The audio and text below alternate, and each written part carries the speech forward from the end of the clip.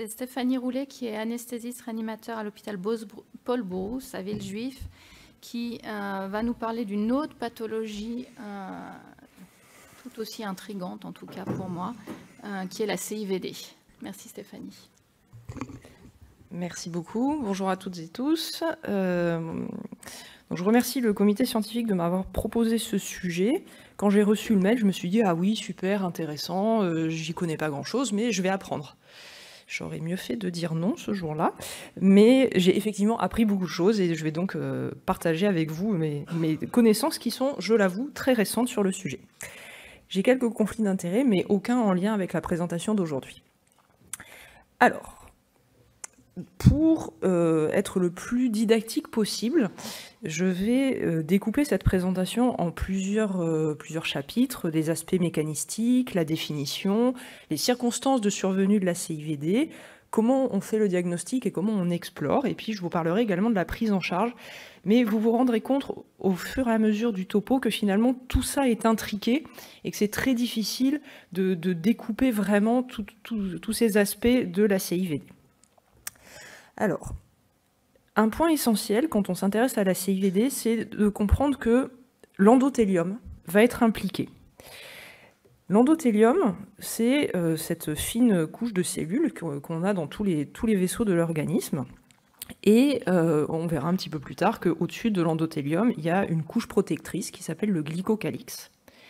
Ces cellules endothéliales, à l'état fonctionnel normal, elles ont plutôt des propriétés antithrombotiques, pour que la circulation sanguine se fasse de manière fluide. Et puis, dès qu'il y a une atteinte endothéliale, une agression, eh bien, il y a tout un autre aspect de l'endothélium qui se révèle, qui va avoir un aspect pro-inflammatoire et pro-thrombotique. Et là, on se retrouve dans cette situation avec, en particulier, un excès de facteurs tissulaires qui se retrouvent exprimés à la fois à la surface des cellules endothéliales, mais également à la surface d'un certain nombre de cellules, dont les monocytes. Et le facteur tissulaire peut également arriver suite à un traumatisme. Il y a une lésion vasculaire, donc là, le facteur tissulaire est exposé à l'intérieur du vaisseau.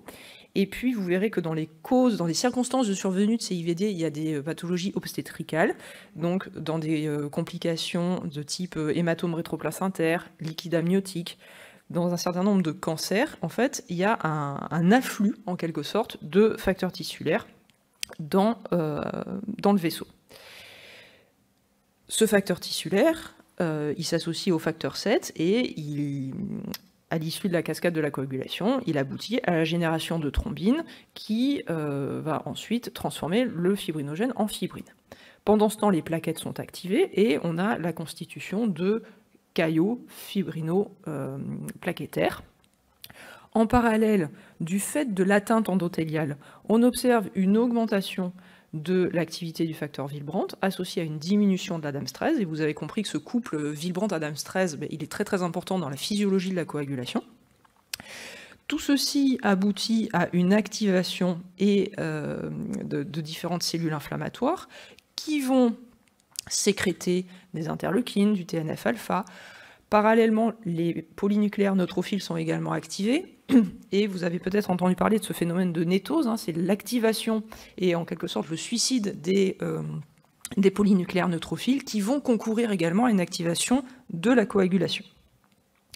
En parallèle, on observe une diminution de la fibrinolyse par augmentation de l'expression et de l'activité du PAI1 et du TAFI, qui sont des facteurs qui normalement régulent la fibrinolyse.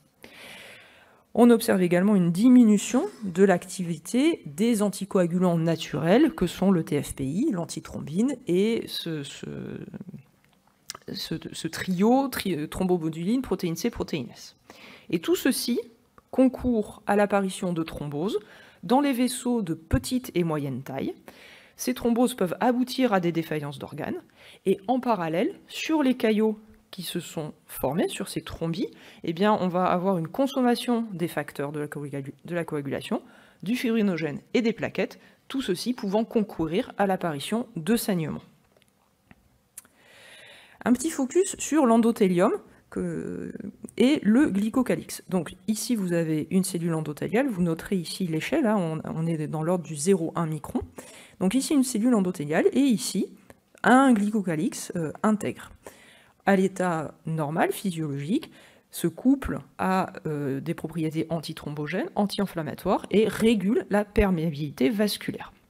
Ce glycocalyx, il a en quelque sorte deux couches, une couche interne, une couche externe, composée de glycosaminoglycanes, de protéoglycanes, dont le syndécan, dont le hyaluronane, je vous en parle parce qu'on les retrouvera un petit peu plus tard. Et puis, à la surface des cellules endothéliales, on retrouve la thrombomoduline, le récepteur à la protéine C, le TFPI, le PAIA. Et puis les plaquettes, les globules rouges, les neutrophiles qui circulent tranquillement dans le vaisseau. À partir du moment où on a une atteinte de l'endothélium, une rupture ici des jonctions serrées, on va observer une activation de la coagulation, une adhésion des leucocytes et la formation des thrombis. En 2001, l'ISTH s'est donné pour mission d'essayer de définir, selon des critères cliniques et biologiques, la CIVD et d'établir un score qui aiderait au diagnostic de cette entité. Tout d'abord, les circonstances de survenue. En fait, la CIVD, ça correspond au déclenchement d'une réponse inflammatoire massive, d'abord localisée, puis ensuite très rapidement généralisée, avec la libération de protéases, de cytokines, d'hormones, par de multiples types de cellules inflammatoires et vasculaires, on a vu les cellules endothéliales, les monocytes, entraînant des dommages importants de l'endothélium microvasculaire. Et donc en fait, on voit là que l'endothélium, il peut être à la fois cause et conséquence de la CIVD. Ce phénomène de réponse inflammatoire massive, il va s'accompagner de vasodilatation, avec une perte des jonctions serrées entre les cellules endothéliales, entraînant une fuite capillaire et pouvant aller jusqu'à l'état de choc. Il y a une perte de régulation et une activation des voies de coagulation, une production excessive de thrombine, donc avec formation des microthrombis dont je vous parlais, localement, à l'endroit initial de la lésion, et puis de manière beaucoup plus diffuse, ce qui peut entraîner une ischémie et des dysfonctions d'organes. Et sur ces thrombis, on va avoir une consommation et un épuisement des plaquettes et des facteurs de coagulation, ce qui va entraîner potentiellement saignement et hémorragie tissulaire. Dès lors, l'ISTH a défini la CIVD comme un syndrome acquis, caractérisé par l'activation intravasculaire de la coagulation, avec perte de localisation, c'est-à-dire que habituellement, il y a un traumatisme, il y a une lésion vasculaire, les réactions vont se faire à l'endroit de la lésion, mais là, il y a une espèce d'emballement et de dissémination, comme son nom l'indique, de la coagulation. Elle peut avoir pour origine, mais également causer des dommages au niveau de la microcirculation, et si ces dommages sont suffisamment graves, ils vont entraîner une dysfonction d'organes. Et quand l'ISTH parle de microcirculation, en anglais c'est microvasculature, en fait on parle d'un organe de transport qui est composé à la fois du sang et des structures vasculaires en contact avec le sang, incluant les cellules mononucléées et l'endothélium.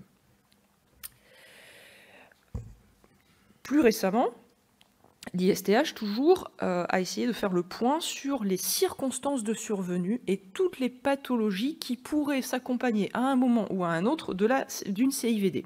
Et en fait, quand on fouille un petit peu, eh bien, tous les patients que nous prenons en charge à un moment donné en réanimation peuvent avoir une CIVD. C'est donc toujours une complication d'une pathologie sous-jacente qu'il va falloir traquer si elle n'est pas évidente au premier abord, parce que la pierre angulaire du traitement de la CIVD, ce sera le traitement de la cause. On le verra un petit peu plus tard, il n'y a pas de traitement spécifique, en tout cas à l'heure actuelle. Qu'est-ce qui peut conduire à une CIVD? Donc sur ce schéma, les auteurs ont distingué les formes a priori plutôt fibrinolytiques qui s'exprimeraient par un saignement et des formes plutôt thrombotiques, en sachant que ce sont des situations très instables qui peuvent tout à fait basculer d'un côté ou de l'autre assez rapidement. Donc, il y a les traumatismes, les polytros, les traumas crâniens isolés, les brûlures graves, les situations post-arrêt cardiaque récupérées, le sepsis, et dans le sepsis, vous le savez, il y a une coagulopathie du sepsis qui peut aller jusqu'à la CIVD, de même que dans le trauma, on a une coagulopathie du trauma qui peut aller jusqu'à la CIVD. Il y a un certain nombre de réactions immunologiques ou toxiques, en particulier ça a été bien décrit avec certaines envenimations, mais ça peut également s'observer après des réactions transfusionnelles, après des rejets de greffe. Il y a un certain nombre de cancers solides qui peuvent s'accompagner d'une CIVD, et on verra que si on n'a pas de diagnostic évident de pathologie causale, il faudra traquer le cancer. Il y a des complications obstétricales graves qui peuvent s'accompagner d'une CIVD, hématome rétroplacentaire, prééclampsie, embolie amniotique. Des malformations vasculaires, comme des hémangiomes géants, des anévrismes de l'aorte abdominaux avant qu'ils ne soient opérés, mais également des endofuites post-endoprothèse et des pathologies hématologiques. Donc vous voyez un spectre quand même assez large de pathologies médico-chirurgicales. La CIVD, ce n'est pas, on l'a vu tout à l'heure, une MAT et même plus précisément un PTT, parce que tous les critères biologiques ne rentrent pas là-dedans. Ce n'est pas juste une hyperfibrinolyse provenant d'un déséquilibre entre TPA et PAI1, c'est pas une TIH. Et il y a eu énormément de littérature sur la coagulopathie du Covid au cours des dernières années, ça ne vous a probablement pas échappé. Et très souvent, les auteurs se sont demandé si cette coagulopathie du Covid, c'était une CIVD, ou c'était une MAT, ou c'était autre chose. En fait, la coagulopathie du Covid, c'est à l'interface entre différentes pathologies, mais c'est pas uniquement une CIVD. On décrit de manière classique deux formes de CIVD. Celles qu'on appelle aiguës, qui vont avoir une expression clinique décompensée, en anglais c'est la overt DIC, et la CIVD plus chronique, d'expression plus biologique, rarement clinique, et c'est une forme compensée, non-overt DIC. Les circonstances de survenue sont différentes, je vous les ai listées ici. Donc pour la forme classique, aiguë, c'est dans le cas du sepsis, de l'infection, les grossesses pathologiques, la chirurgie, les endofuites, certains cancers avancés ou un type particulier de leucémie aiguë myéloïde. La biologie, on observera un syndrome de défibrination avec une consommation importante des facteurs, du fibrinogène et des plaquettes, ça se retrouvera sur le bilan biologique, et on verra apparaître des taux élevés de marqueurs d'activation de la coagulation et de la fibrinolyse, on va en reparler juste après. Les CIVD chroniques, d'expression essentiellement biologique, c'est plus souvent dans les tumeurs solides. À ce moment-là, les taux de facteurs de coagulation, du fibrinogène, des plaquettes sont supranormaux et on a une élévation beaucoup plus modérée des marqueurs de l'activation de la coagulation. Donc après avoir défini la CIVD, l'ISTH a essayé de construire un score qui aiderait les cliniciens que nous sommes et les biologistes à poser le diagnostic de la CIVD. Donc ça se fait en plusieurs étapes. Vous avez un patient qui a thrombosé ou qui saigne et dont le bilan biologique vous fait dire, vous met la puce à l'oreille et vous dit qu'il y a des choses pas normales là-dedans. La première question, c'est se dire, est-ce que le patient a une pathologie sous-jacente connue pour être associée avec une CIVD aiguë? On a vu qu'il y a un certain nombre de causes, certaines vont être évidentes, mais d'autres ne vont pas l'être. Donc cette étape est importante, mais je ne suis pas tout à fait d'accord avec cet item-là qui dit oui, vous avez trouvé la pathologie, vous savez qu'il y a une pathologie potentiellement associée avec une CIVD, poursuivez, et sinon, n'utilisez pas l'algorithme. Mais on a vu qu'en fait, il y a des causes, votre patient, quand il arrive, vous ne savez pas forcément qu'il a un anévrisme de l'aorte abdominale, ou vous savez qu'il a un anévrisme, il a été opéré, vous ne savez pas encore qu'il y a l'endofuite. Ou alors, il a un cancer ou une leucémie, vous ne savez pas encore. Donc, de mon point de vue, il faut faire les deux en même temps. On fait le score, on voit si les anomalies biologiques peuvent cadrer avec une CIVD, et puis si oui, on va traquer la cause. Donc on fait un bilan biologique, on va dire, assez standard, tout en n'oubliant pas de cocher la case PDF ou dédimère ou monomère de fibrine en fonction de ce que le laboratoire peut faire. Et ensuite, vous regardez les résultats du compte plaquettaire, de l'élévation des marqueurs de fibrine, donc PDF, dédimère.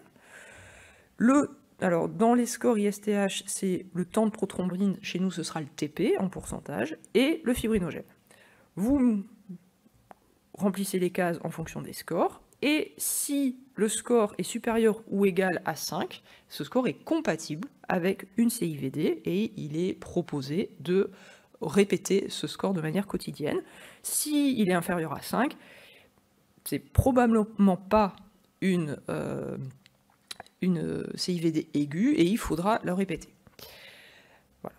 Alors, les seuils de dédimère qui ont été proposés, mais c'est une proposition, et attention, tous les laboratoires n'utilisent pas les mêmes tests pour les dédimères, donc n'auront pas les mêmes seuils d'élévation modérée ou forte. Donc là, ici, c'est 3 ou 4 microgrammes par millilitre, mais si votre labo fait les monomères de fibrine, évidemment, les seuils ne seront pas les mêmes. Si votre labo ne fait pas les dédimères, mais fait les PDF, les seuils seront différents. Et comme je vous le disais, le PT, en seconde, peut être remplacé par le TP. Pour les CIVD plus chroniques, les non-overt DIC, l'ISTH propose un autre score avec les plaquettes, la prolongation du temps de prothrombine ou la diminution du TP et les PDF. Mais en fait, il propose plus un suivi, une évolution sur quelques jours, et on voit comment les facteurs évoluent. Il avait été proposé des critères spécifiques antithrombine protéine C. Finalement, ils ne sont pas indispensables, et ce d'autant plus que dans un certain nombre de laboratoires, l'antithrombine, vous pouvez l'avoir assez rapidement, mais la protéine C, vous l'aurez la semaine suivante. Donc ça perd un petit peu de son intérêt pour le diagnostic. Est-ce que la CIVD, c'est grave? Oui. Vous avez ici les résultats d'une cohorte islandaise publiée en 2015, une cohorte rétrospective sur 5 ans de tous les cas qui avaient été hospitalisés à Reykjavik et qui étaient cliniquement suspects de CIVD. Un bilan biologique était systématiquement réalisé, les patients étaient scorés selon les critères de l'ISTH et le critère de jugement principal, c'était la mortalité. 1814 patients hospitalisés étaient cliniquement suspects de CIVD. Finalement, seulement 91 avaient un score supérieur à 5, supérieur ou égal à 5, et ils ont été appariés à 90 patients qui n'avaient pas de CIVD. Vous avez ici la courbe de survie des patients selon qu'ils avaient une CIVD ou pas. Bon, c'est assez parlant, hein, c'est vraiment la CIVD va aggraver le pronostic de la pathologie sous-jacente, et plus il y a de points sur le score de l'ISTH, moins la survie est bonne. Les auteurs ont également regardé différents marqueurs, ici antithrombine, protéine C et antiplasmine. Ils ont divisé les résultats en quartiles, et que ce soit pour l'antithrombine ou la protéine C, les patients qui avaient les valeurs les plus basses parmi les valeurs de laboratoire étaient ceux qui avaient la survie la moins bonne. Donc les biomarqueurs pour le diagnostic et le suivi de la CIVD, donc on a vu pour le score, on fait les plaquettes, le fibrinogène, les PDF et les dédimères, mais ces éléments fort intéressants ne reflètent pas ce qui se passe au niveau de l'endothélium. Or, vous l'avez vu au début, c'est vraiment l'endothélium et le glycocalyx qui jouent un rôle important dans la physiopathologie de la CIVD. On peut doser les anticoagulants, l'antithrombine, la protéine C, c'est ce qui avait été fait par les Islandais, et dans les études sur le sepsis, on a vu que la diminution de l'antithrombine et de la protéine C était associée à la mortalité. On peut également demander les dosages des complexes thrombine-antithrombine, de la fibrine soluble, du TFPI, ça c'est plus discuté. La nétose, dont on commence à beaucoup mieux comprendre les phénomènes physiopathologiques, sont des marqueurs de la gravité de l'atteinte, mais pour le moment, ces dosages très spécifiques de nucléosomes, d'histone 3 citrulliné ne se font que dans des laboratoires spécialisés.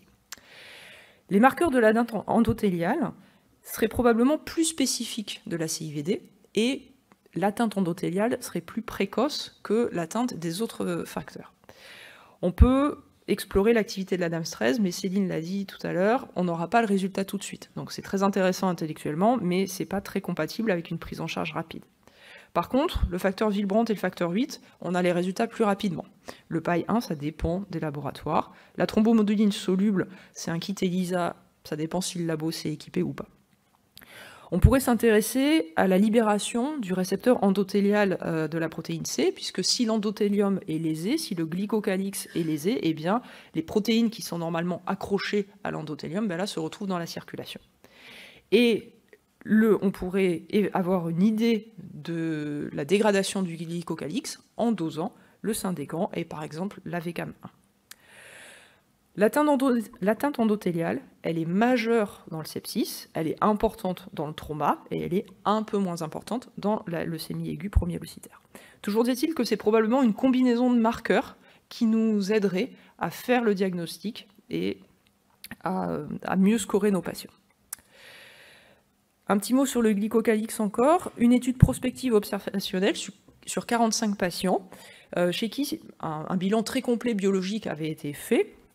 Et en particulier, ils avaient dosé le syndécan, le hyaluronane et les paranesulfates, qui sont des protéines du glycocalix. Sur ces 45 patients, 23 avaient un sepsis, dont 2 avaient clairement une over-DIC selon l'ISTH, et 22 avaient un choc septique, donc étaient cliniquement plus graves, et 8 avaient une over-DIC. Sur ce graphique, vous voyez que ce soit le syndécan, le hyaluronane ou les paranesulfates, les valeurs étaient significativement plus élevées quand les patients étaient en choc septique. Donc, il y avait ces marqueurs de glycocalix pourraient être des marqueurs de la sévérité de la pathologie. Et vous voyez ici les courbes ROC de prédiction de l'évolution du sepsis vers le choc septique en fonction des dosages des marqueurs du glycocalix, et en rouge ici, c'est la courbe du syndécan.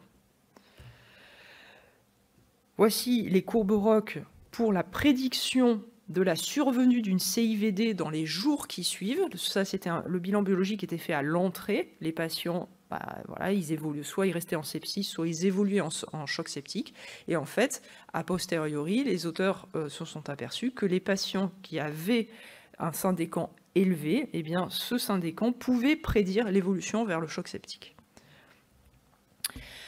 Donc là, on va parler maintenant de la prise en charge de la CIVD. Vous l'avez compris, ce n'est pas une pathologie isolée, c'est une complication observée lors de nombreuses pathologies chirurgicales, obstétricales ou médicales. Donc on a un panel de pathologies. Le traitement, avant tout, est celui de la pathologie causale. Et l'évolution de la CIVD va alors être rapidement favorable ou pas. Avec une stratégie qu'on va vouloir adapter selon que la CIVD s'exprime de manière thrombotique ou fibrinolytique. Mais on a vu que la finesse du diagnostic va dépendre des possibilités du laboratoire de biologie. On n'hésitera pas à répéter les analyses pour suivre l'évolution de cette CIVD. Et il faut garder à l'esprit que c'est une situation instable, d'évolution rapide, et en particulier si on a une forme thrombotique avec des thromboses cliniques, on va avoir envie de mettre des anticoagulants. Il faudra toujours garder à l'esprit que tant que la CIVD est là, on peut basculer vers le saignement. Dans ce papier de Blood 2018, je ne sais pas si vous savez, mais régulièrement, Blood, ils font des papiers How I Treat, donc How I Treat le PTT, la maladie de Willebrand, tout un tas de choses, et c'est des papiers très bien faits, très synthétiques, et donc là, en 2018, les auteurs ont publié un How I Treat DIC. On repart toujours sur la suspicion clinique. Est-ce qu'il y a une condition déjà connue pour être associée à une CIVD? Est-ce qu'il y a un bilan biologique évocateur? On fait le score. Si le score est inférieur à 5, bon, on n'est pas encore en CIVD, enfin le patient n'est pas encore en CIVD et il recommande de répéter les scores. Le score est supérieur ou égal à 5, c'est compatible avec une CIVD. Première chose, traiter la condition sous-jacente.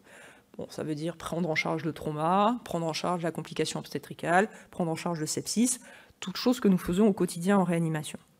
La seule pathologie pour lesquelles il y a un traitement vraiment, un traitement de support spécifique, c'est les leucémies aiguës promyélocitaires, où en fait il y a énormément de myélocytes immatures qui expriment à foison du facteur tissulaire. Et quand on administre à ces patients de l'acide transrétinoïque, ça ne guérit pas la leucémie, mais ça accélère la maturation des blastes et ça permet de sortir de la phase aiguë de la CIVD avant d'attaquer la chimiothérapie. Ensuite, en fonction du profil et de l'expression clinique, si votre patient saigne de manière active ou qu'il a besoin d'une prise en charge chirurgicale, eh bien, vous transfuserez des plaquettes, du plasma ou des concentrés de facteurs, éventuellement du fibrinogène, en fonction de l'atteinte et de l'importance du saignement. Si votre patient n'a ni saignement ni thrombose, il faut penser à la prophylaxie thromboembolique. Il Il n'y a aucune recommandation de haut niveau de preuve. Hein. C'est juste toujours avoir cette petite idée que peut-être mon patient qui est alité, qui est dans un contexte inflammatoire, il pourrait bénéficier d'une thromboprophylaxie. Et si on est dans une situation de thrombose, veineuse ou artérielle, eh bien, on va vouloir anticoaguler les patients. Dans les très rares cas où il y a à la fois une thrombose et un saignement concomitant, on peut discuter le filtre cave, mais ça c'est vraiment une discussion pluridisciplinaire de centres un peu experts. Et là, entre parenthèses, en tout petit en bas de l'algorithme, les auteurs proposent de restaurer les voies de l'anticoagulation naturelle, sous couvert d'évaluation dans des études cliniques. Et maintenant, je vais vous parler des différentes études qui ont cherché à compenser ces anticoagulants, l'antithrombine, la protéine C activée, le TFPI, la thrombomoduline soluble, ça va vous rappeler des souvenirs. On ne va pas tout détailler, bien évidemment. L'antithrombine a été testée en situation clinique, dans des essais contrôlés, randomisés, pour voir si l'administration systématique d'antithrombine pouvait améliorer le pronostic des patients qui étaient en sepsis. Dans une étude concernant juste le sepsis, sans tri plus avancé des patients, pas de différence sur la mortalité. Quand l'antithrombine était administrée à des patients qui certes avaient un sepsis, mais chez qui le diagnostic de CIVD avait été porté, il y avait plutôt un signal favorable vers l'administration d'antithrombine. Malheureusement, les méta-analyses ne retrouvent pas ce bénéfice à l'administration systématique d'antithrombine, puisque vous voyez ici que le petit losange, il englobe la barre du 1. Donc actuellement, il n'y a pas de données qui pourraient supporter l'administration systématique d'antithrombine chez des patients en sepsis avec une CIVD. Et par ailleurs, vous le savez, en réanimation, il y a finalement assez peu d'indications à l'administration d'antithrombine. On en parlait hier dans le contexte des parinothérapies. Autre molécule qui a été très largement testée, c'est la protéine C activée, recombinante humaine. Il y a eu énormément d'essais cliniques, c'était l'essai PROWES, vous vous en souvenez sûrement. Des premières études qui étaient plutôt encourageante, et puis une autre étude sur plus de 2000 patients qui a alerté sur le fait qu'il y avait un surrisque de saignement chez les patients ayant reçu la protéine C activée, et finalement la molécule a été retirée du marché, donc pour le moment on n'a pas plus avancé sur l'intérêt de la protéine C activée dans la CIVD. Il y a eu une étude sur le TFPI recombinant, selon que les patients, alors c'était que des patients en sepsis sévère. La posologie était un petit peu différente selon que les patients avaient un INR supérieur ou inférieur à 1,2. Il n'y a pas de surrisque hémorragique, mais il n'y a pas de bénéfice non plus sur la mortalité. Et plus récemment, il y a un papier, enfin ça date quand même de 2009, il y avait eu une étude sur ce TFPI recombinant chez des patients qui avaient un sepsis, dont la cause était une pneumonie communautaire sévère, et là il y avait peut-être un petit bénéfice à l'administration de cette molécule, mais c'était quand même assez modeste. Et pour finir, la thrombomoduline recombinante, un papier où il n'y avait pas de bénéfice en termes de mortalité, mais pas de surrisque hémorragique, mais vous voyez quand même qu'il y a 43% de patients qui ont présenté un saignement, certes mineur, mais c'est quand même non négligeable. Il y a eu énormément d'études rétrospectives de séries de cas au Japon, puisqu'au Japon, la thrombomoduline recombinante est autodirisée, est disponible dans les réanimations. Et ils l'ont testé dans différents groupes de patients, des patients qui avaient une CIVD dans un contexte septique, ou en obstétrique, ou avec une leucémie. Et globalement, les études étaient plutôt en faveur. Jusqu'à ce que l'équipe de Jean-Louis Vincent publie dans le JAMA cette grande étude randomisée, multicentrique. Donc c'était des patients qui avaient un sepsis avec une coagulopathie et de manière concomitante une défaillance cardiaque ou respiratoire. Les patients étaient randomisés et vous voyez ici qu'il n'y a aucune différence statistique concernant la mortalité entre les patients qui ont reçu le placebo et les patients qui ont reçu la thrombomoduline soluble recombinante. En 2019 est parue une revue et méta-analyse de toutes les études. Évidemment, l'étude de Jean-Louis Vincent est celle qui représente le plus grand poids dans la méta-analyse, parce que c'est celle qui a inclus le plus de patients. Donc la méta-analyse portait sur 5 essais randomisés contrôlés, 1700 patients. Vous voyez ici que concernant la mortalité, il n'y a pas de bénéfice, puisque ici, le petit losange inclut la barre du 1. Il n'y a pas, par contre, ça c'est rassurant, de surrisque hémorragique quand on administre la thrombomoduline. Et quand on s'intéresse plus particulièrement à la résolution de la CIVD, eh bien là, les essais, mais attention, c'est que 4 essais, hein, donc il faut quand même rester prudent, il y avait quand même un signal en faveur de la thrombomoduline soluble. Donc en conclusion, je pense que ce qu'il faut retenir, c'est qu'une CIVD, c'est une entité particulière, acquise, qui va aggraver le pronostic de la pathologie sous-jacente. Il y a de multiples causes, certaines sont évidentes, d'autres seront vraiment à traquer. Et le traitement, enfin pourquoi il faut les traquer? Parce que c'est le traitement de la cause qui va permettre la résolution de la CIVD. Pour nous, finalement, réanimateurs, est-ce que c'est intéressant? Est-ce que ça vaut le coup de se casser la tête à faire le score 1 fois, 2 fois, 3 fois, répéter les dosages? Qu'est-ce que ça va changer dans notre prise en charge? Puisqu'on a vu que pour le moment, on n'avait pas de traitement spécifique. Eh bien, ça peut probablement nous aider à identifier une situation à risque et à nous mettre en alerte sur certains patients qui sont plus à risque que d'autres de se dégrader. L'avenir diagnostique, il est probablement à des marqueurs de l'atteinte endothéliale, puisque c'est l'endothélium qui est à la fois cause et conséquence de cette atteinte. Ces marqueurs sont probablement plus précoces que les marqueurs standards et ils nous sensibiliseraient à la prise en charge des patients. Quant à l'avenir thérapeutique, eh bien, probablement qu'il faudrait mieux cibler les patients qui ont effectivement une CIVD dans les essais thérapeutiques, affiner l'inclusion selon les marqueurs, peut-être les marqueurs de l'atteinte endothéliale. Voilà, et je voulais vraiment chaleureusement remercier le GIHP dans son ensemble, et plus particulièrement le professeur Suzanne et le professeur Lecomte qui m'ont bien aidé pour ce topo.